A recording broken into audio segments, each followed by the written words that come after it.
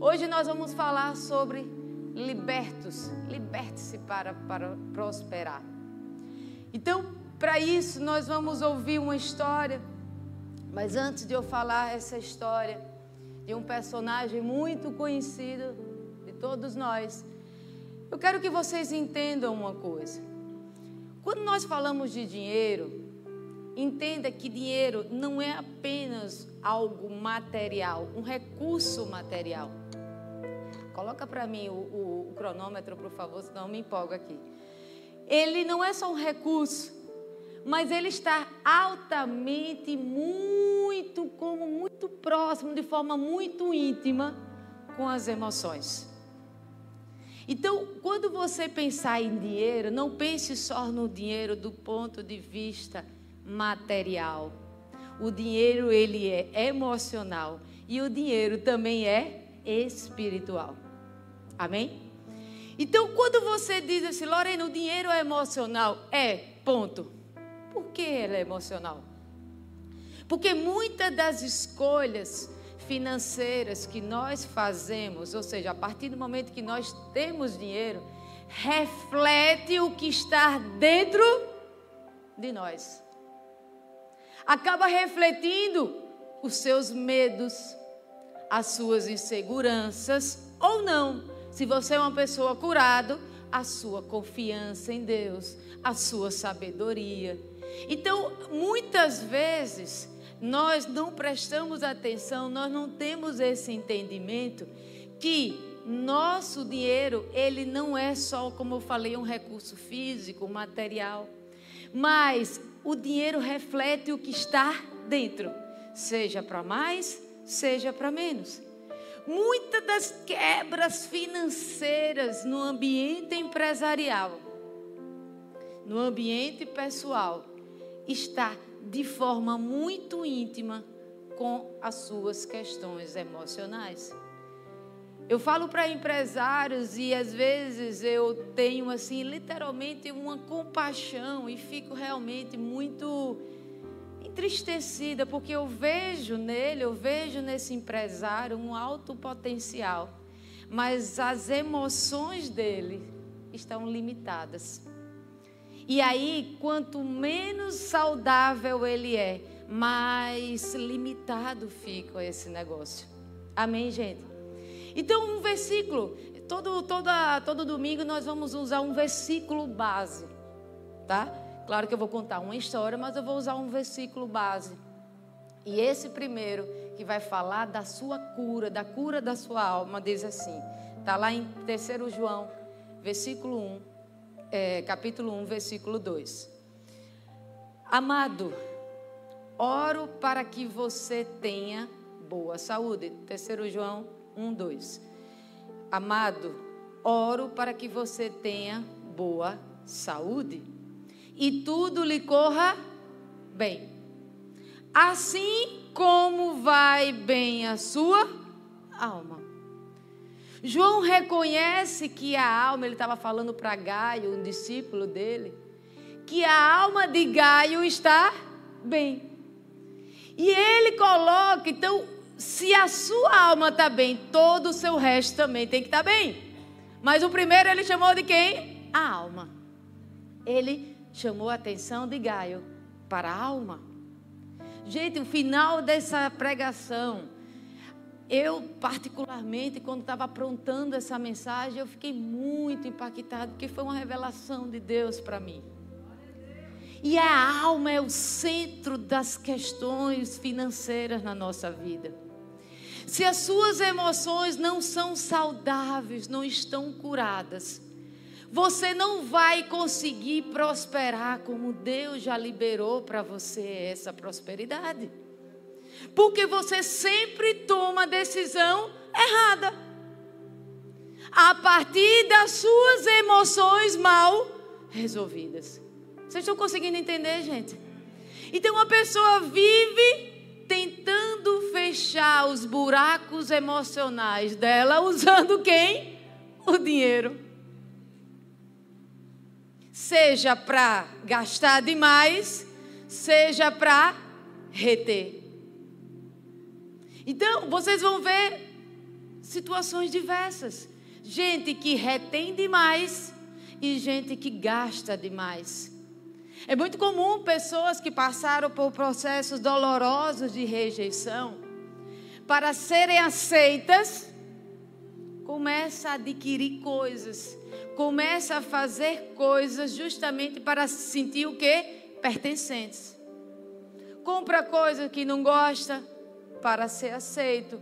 Compra coisas que não pode pagar também para ser aceito. Ou seja, o emocional determinando as suas decisões financeiras.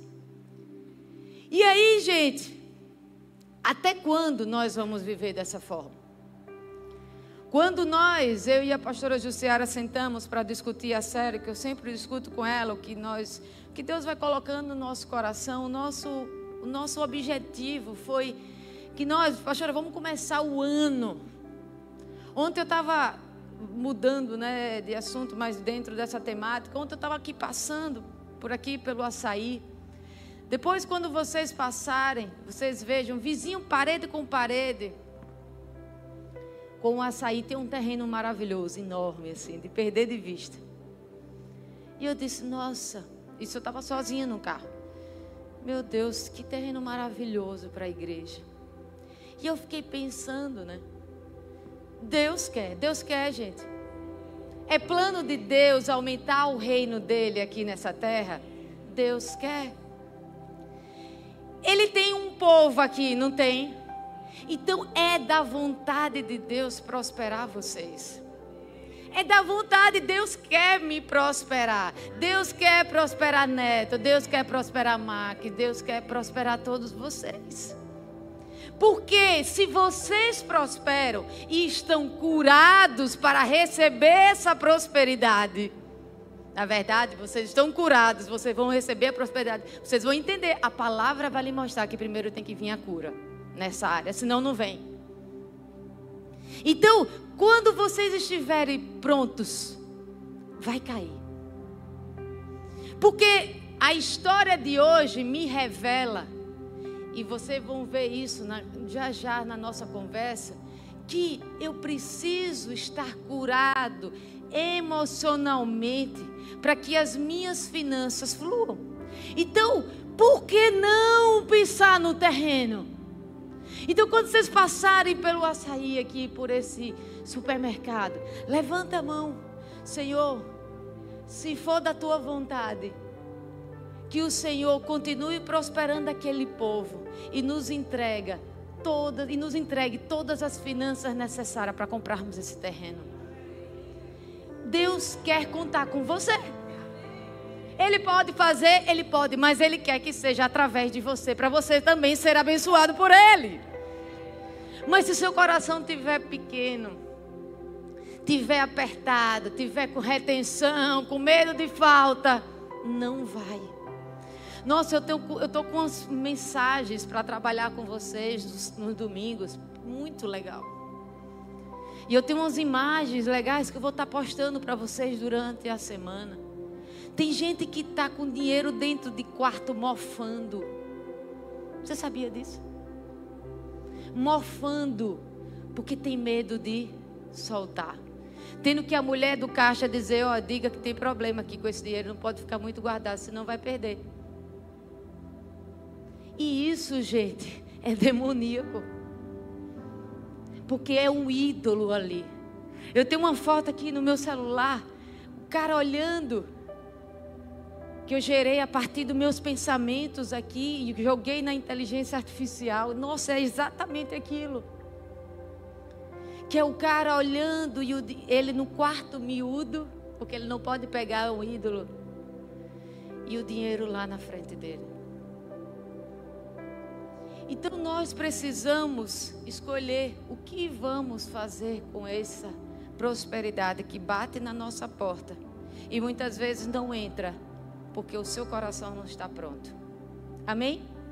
Então vamos ver a história de novo dele, que é José. José, gente, você sabe que ele é o nosso arquétipo. Ele é o personagem profético de Jesus. Então José, não tem como ser, porque José foi um exemplo de saber lidar com a prosperidade a partir de um coração saudável. Amém? Vamos lá, Gênesis 41. Gênesis 41 é bem extenso, ele tem aproximadamente aqui 57 versículos, mas eu vou ler para vocês alguns versículos, só relembrando que aqui começa justamente a história de José lá, bem próximo ao faraó. José interpreta o sonho de faraó. Lembra daquela história, né? Das 7 vacas magras, as 7 vacas belas e gordas, e depois as 7 vacas feias, magras. Ou seja, ele teve um sonho, o faraó. E aí mandaram chamar José para interpretar. Vamos começar a partir do versículo 33. Então José interpreta esse sonho das vacas que o faraó teve. E aí a gente vai continuar. Diante daquilo que José falou para o faraó, ele diz assim, ó: procure agora o faraó, no caso José está falando para o faraó. Procure agora o faraó, um homem criterioso e sábio, e coloque-o no comando da terra do Egito. Isso é José falando para o faraó. O faraó também deve estabelecer supervisores. Veja todos os comandos que José está dando. E lembra quem é José? Você sabe quem é José, não sabe? José é aquele que sofreu, que foi vendido pelos irmãos, que parou no poço, que foi preso. Esse momento aqui já tinha passado 13 anos de toda aquela história. Amém, gente? Então é aquele cara que sofreu um bocadinho para chegar nesse dia. Amém? Então vamos lá. Então o faraó também deve estabelecer supervisores para recolher 1/5 da colheita do Egito durante os 7 anos de fartura. Tem toda uma estratégia. Eles deverão recolher o que puderem nos anos bons que virão e fazer estoques de trigo que, sob o controle do faraó, serão armazenados nas cidades. Esse estoque servirá de reserva para os 7 anos de fome que virão sobre o Egito, para que a terra não seja arrasada pela fome. Ou seja, ele deu uma estratégia de quando você tem escassez, mas quando você também estiver em prosperidade. Então, é um cara estrategista, com muita sabedoria. O plano pareceu bom ao faraó e a todos os seus conselheiros. Por isso o faraó lhe perguntou: será que vamos achar alguém como este homem, em que está o Espírito Divino? Disse, pois, o faraó a José: uma vez que Deus lhe revelou todas essas coisas, não há ninguém tão criterioso e sábio como você. Deus vai usar aquilo que ele lhe entrega para lhe colocar em determinados acessos. Amém? Qual foi que Deus tinha dado a José? O dom da interpretação do sonho. A partir do dom que ele lhe dá, ele vai lhe colocar no seu destino. Amém? Você terá o comando do meu palácio. Aquele que estava no poço. Do poço ao palácio. Você terá o comando do meu palácio. E todo o meu povo se sujeitará às suas ordens. Somente em relação ao trono serei maior que você. Vamos para o versículo 46. Sabe quantos anos José tinha? 30 anos. José tinha 30 anos de idade quando começou a servir ao faraó, rei do Egito. Ele se ausentou da presença do faraó e agora foi trabalhar. Foi percorrer todo o Egito. Durante os 7 anos de fartura, a terra teve produção, grande produção. José, exatamente como Deus tinha revelado a José, e José passou para o faraó. José recolheu todo o excedente dos 7 anos de fartura no Egito e o armazenou nas cidades.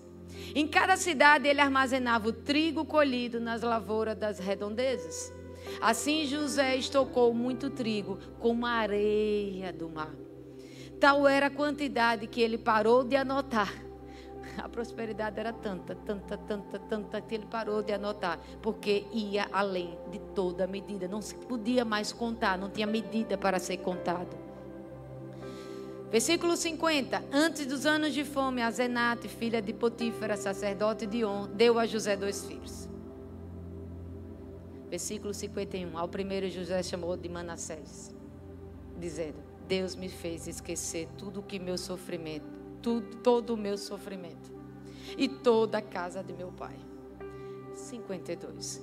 Ao segundo filho chamou Efraim, dizendo: Deus me fez prosperar na terra onde tenho sofrido. Amém. No final conta essa história. Vamos lá ver o que foi que José fez. José é o arquétipo, lembra, é o personagem profético. Pense em José pensando lá na frente em Jesus. Era assim que Jesus faria. Veja o planejamento de José. José não só interpretou o sonho, mas ele deu um plano estratégico para o futuro do Egito e das nações.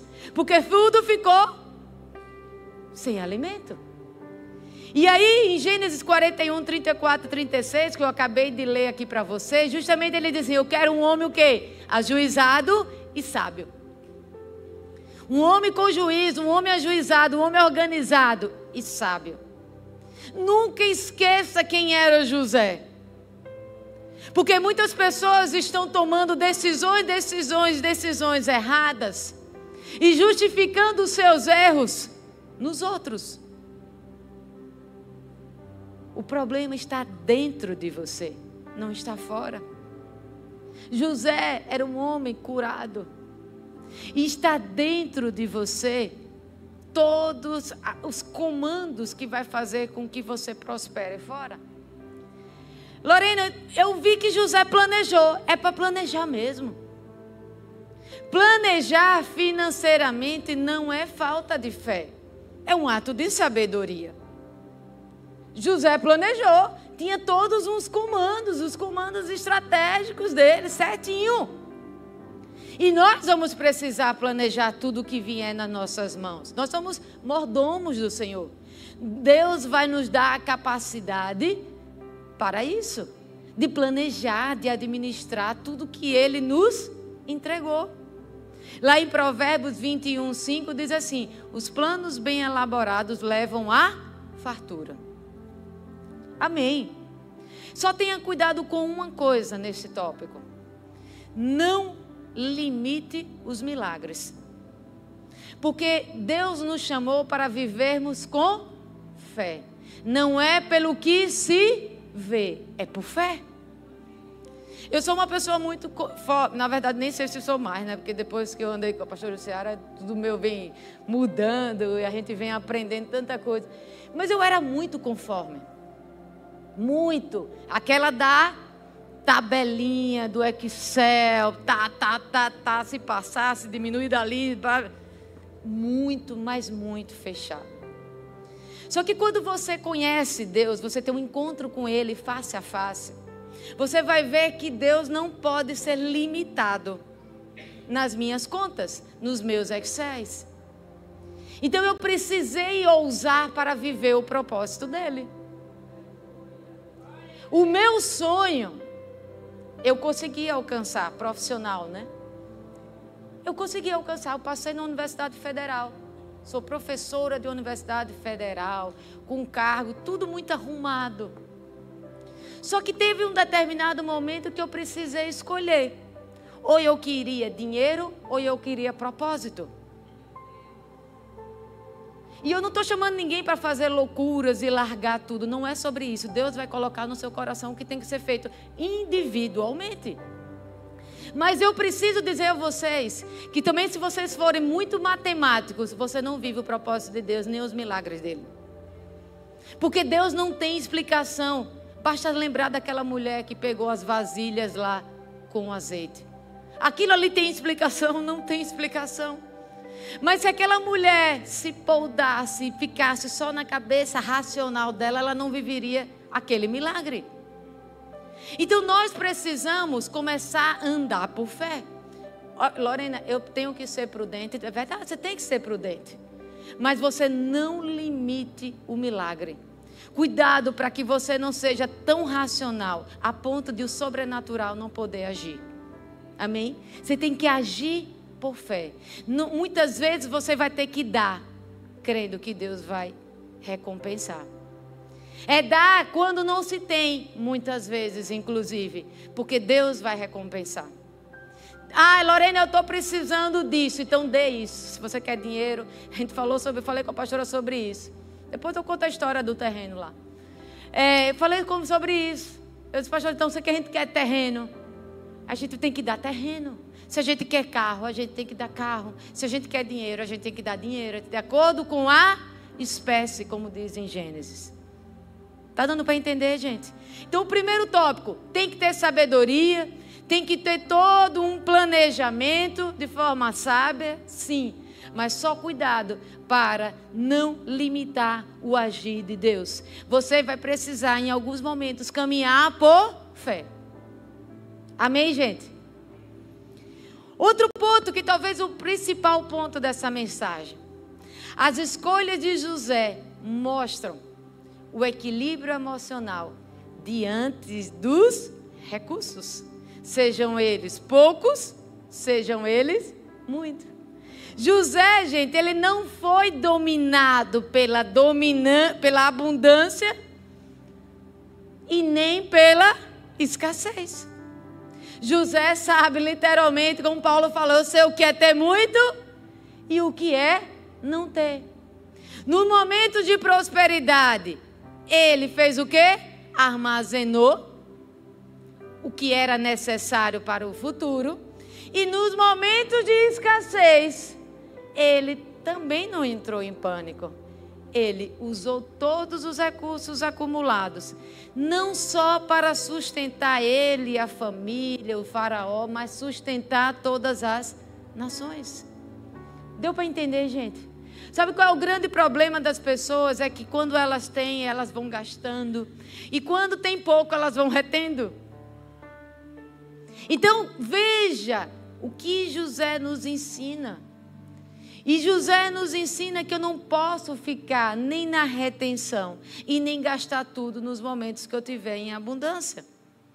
Lá em Gênesis 41, 48, como eu já li para você, durante os 7 anos de fartura, José mandou ajuntar todo o mantimento. Havia tanto mantimento como a areia do mar.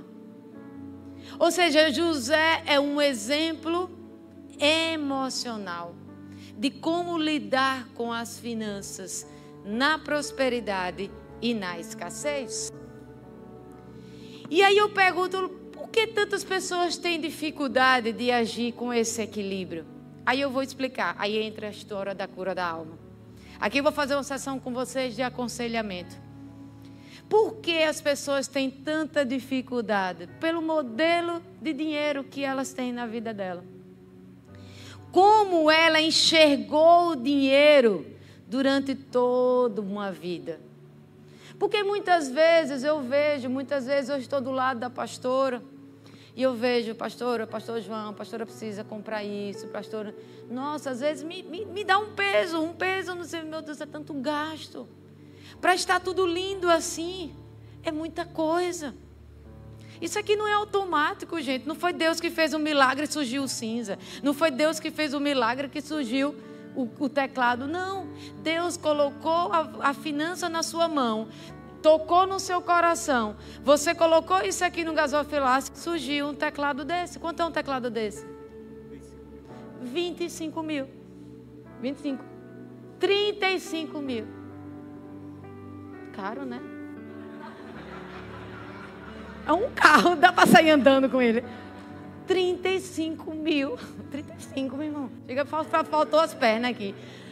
35 mil num teclado. Glória a Deus. Você acha que isso vai vir como? Se não for de mim, de você. Então nós precisamos ter consciência. Às vezes eu acho que é bom, pastor João, abrir aqui as finanças, quanto gasto nessas coisas. Porque eu acho que o povo pensa que caiu no céu, assim, buf. E não é assim, gente. E nós precisamos ter um coração limpo, livre, saudável, para dizer, quanto é esse negócio aqui que eu quero pagar? Quanto é isso aqui? Porque você está sendo abençoado nesse lugar, gente. Sua vida está sendo transformada nesse lugar. Sua família, seu marido, sua esposa, seu filho está mudando a partir desse lugar. O que é mais valor para você? Não é a sua família, não é a sua vida. Então, o que você pode investir mais do que nesse lugar? Vocês estão entendendo que muitas vezes a gente não raciocina? Então, as pessoas têm dificuldade por conta do modelo, voltando à história do modelo de dinheiro. O que os seus pais te ensinaram em relação a dinheiro? A sua situação financeira, o que você vivenciou quando você era criança? Quando você era criança, como você via o dinheiro? Era algo bom? Era algo ruim? Era algo que lhe trazia alegria? Ou era algo que lhe trazia sofrimento? As suas situações financeiras que você vivenciou como criança determina hoje como você lida com o dinheiro. Seja para segurar, seja para gastar demais. E se nossas feridas emocionais não forem curadas, libertas e restauradas pelo Senhor Jesus, nós vamos continuar uma vida literalmente aprisionado, cativeiro na questão financeira. Tem pessoas que quando era criança, na época de criança, passou por um momento de escassez, passou por faltas.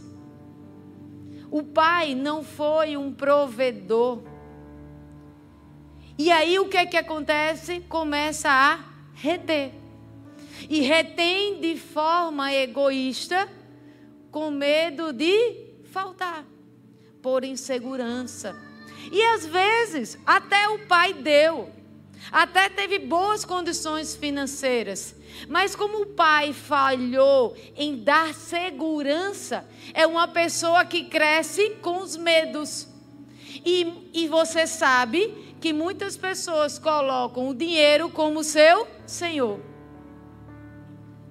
Então, uma pessoa que teve uma ausência de pai, ou seja, tem um grau forte de orfandade, ou seja, eu não tenho um pai, eu estou só. E aí o que é que eu faço? Eu sustento no dinheiro, porque no dinheiro pelo menos eu posso comprar companhia, eu posso comprar qualquer coisa. E aí começa a reter. Gente, cada um olhe para a sua história. Chegou a hora de olhar para dentro. Porque é justamente essa verdade que vai fazer com que você se liberte. Ah, Lorena, então eu retenho porque eu vi meu pai isso ou porque eu deixei de ver meu pai aquilo. Por exemplo, um pai ausente, como eu falei para vocês. Um pai que não foi presente, um pai que não passou para uma criança uma segurança, uma proteção. Esse menino cresce cheio de medo. Medo de perder, medo de faltar, medo de não ter. Porque aquele que deveria vir passar tranquilidade, paz, segurança, não fez. E aí ele se apega. Essas pessoas muitas vezes são muito boas no trabalho. São pessoas muito girentas, são os melhores funcionários. Porque ele teve que correr atrás. Porque se meu pai não teve, né? Meu pai me largou. Então eu tive que correr atrás. E aí eu me seguro quem é agora o meu pai? O Deus dinheiro. Deu para entender, gente? E aí começa a reter. Outros têm crença de merecimento. Aí acha que não merece ter aquilo, ou ter aquela situação, ter aquela coisa. Porque justamente entra num processo de levar justamente para reter. Não, eu não quero, não preciso. Entra num processo de autossabotagem. Já tem pessoas, gente, tem tanta coisa que eu poderia falar para vocês, o tempo já está acabando. Tem tanta coisa.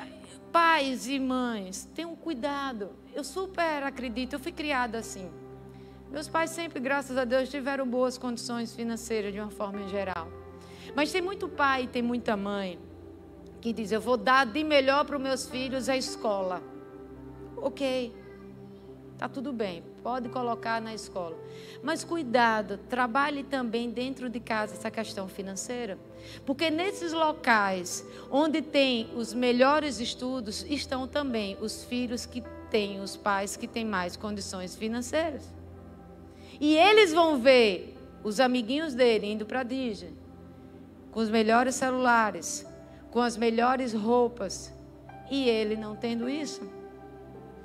Então, quando eles crescerem, o que é que eles vão querer?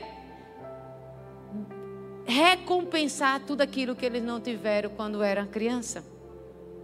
Recompensar eles mesmos. Vocês estão lutando para entender, gente? Eu me lembro de uma história, eu nunca esqueci dessa história. Tiago Brunet fala em um dos vídeos dele, e ele fala justamente de um cara que ele começou a mentorear, um ricaço, bilionário.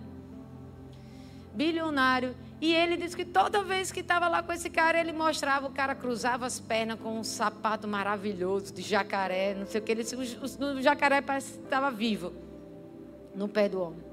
E aí ele começou a perguntar a ele sobre a infância.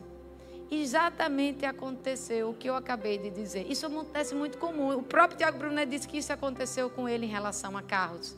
O pai dele estudava numa escola altíssimo padrão, e o pai dele tinha um chevetinho. E ele passou por diversos momentos por dificuldade com esse chevetinho. E o que foi que aconteceu quando ele começou a ter dinheiro? Começou a comprar os carrões, até o ponto de chegar e o próprio banco tomar o carro, porque ele não tinha condições de pagar. Vocês estão entendendo como é?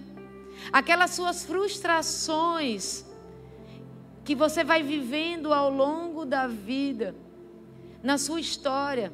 Então você vai ver, então você trabalha em casa, ó, você está nesse local, mas papai vai lhe dar isso quando puder. Você vai ter que trabalhar essa criança para que ela não desenvolva na fase adulta problemas na área financeira, para tentar compensar aquilo que ela não teve quando era mais nova. Está fazendo sentido para você, gente? Então precisamos ter esse equilíbrio, que vem justamente de um coração transformado pela paz de Deus. Outro ponto é a generosidade de José. José, ele não reteve.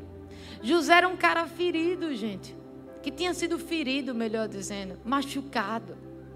E estava inclusive diante dos irmãos dele, da família dele. E ele poderia naquele momento realmente usar de forma egoísta e dizer, não, isso aqui é só do Egito. Não, isso aqui é só para a família do faraó, isso aqui é não só para os meus. E não foi isso que ele fez. Ele não só, ele trabalhou, ele organizou não só para ele, mas também para todas as nações. Ele podia ter guardado tudo para ele, mas ele desenvolveu. Porque, gente, é necessário desenvolver, porque o inimigo vai querer o tempo todo fazer com que você retenha. Por isso que nós precisamos saber de quem somos filhos. A partir do momento que você sabe que você é filho de Deus, o dono de toda a prata e todo o ouro, você relaxa. Mas não como uma verdade que eu estou dizendo aqui, que isso tem que entrar no seu coração. Nunca me faltou nada. É assim, nunca me faltou nada, não vai me faltar. Então, é assim que você vai ter que viver, a partir de uma confiança num Deus que é dono de toda a prata, de todo o ouro, e que lhe sustentou até hoje. Amém? Então, no versículo 42, 6, diz assim, José era governador do Egito, e quem vendia trigo a todo o povo da terra. Ele vendia trigo para todo o povo da terra. Ou seja, tudo passava pela mão de José. José, ele tinha esse coração limpo, restaurado e tratado. Agora, cuidado com essa história de generosidade, porque a generosidade tem algumas facetas, tá? Às vezes as pessoas dizem assim, eu sou generosa, mas fica só esperando o retorno. Fica só esperando, e quando você aperta e não dá, aí você vê o que sai de lá de dentro, né? Então, tem pessoas que parecem que são generosas, mas estão ali numa moeda de troca, principalmente se for com problemas de aceitação, de querer ser pertencente. É aquele ditado, né? Uma mão lava a outra. Tá dando para entender, gente? Então, José, ele exatamente, ele reflete, como se fosse um espelho, um coração curado e confiante no Senhor. José poderia ter medo, dizer, e se eu voltar para o poço? Não é verdade, gente? E se eu for preso de novo? E se tiver alguma coisa? Não é verdade, gente? mas ele já estava tratado. E aí vem a parte final. Aquele versículo que eu li para vocês, que para mim desceu como um beijo de Deus no meu rosto. Quando eu li o versículo 51, eu entendi como José conseguiu fazer tudo isso. Olha os nomes dos filhos de José. Manassés. No versículo 51, primeiro vê o Manassés. Deus me fez esquecer todo o meu sofrimento e toda a casa de meu pai. José foi curado. E ele diz que ele estava ferido. E ele mesmo reconhece o que Deus tinha feito com ele. E no versículo 52, vem Efraim. Deus me fez prosperar na terra onde eu tenho sofrido. Ou seja, Deus prosperou José depois da cura. Porque se José não fosse curado, não tinha como ser generoso, não tinha como ser sábio, não tinha como ter equilíbrio emocional para lidar com tanta fartura. E hoje, gente, nesse primeiro dia,